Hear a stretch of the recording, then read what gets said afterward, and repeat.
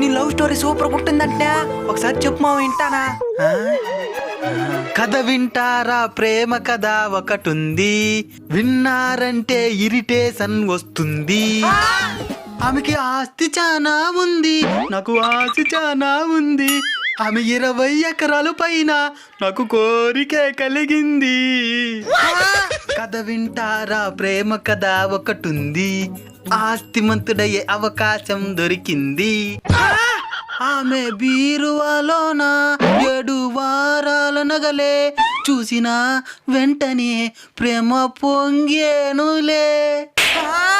ఆమె అకౌంట్లో ఉన్న 60 లక్షలు చూసి ఏమిటో తెలియని ఆయి కలిగిందిలే. కథ వింటారా ప్రేమ కథ ఒకటుంది.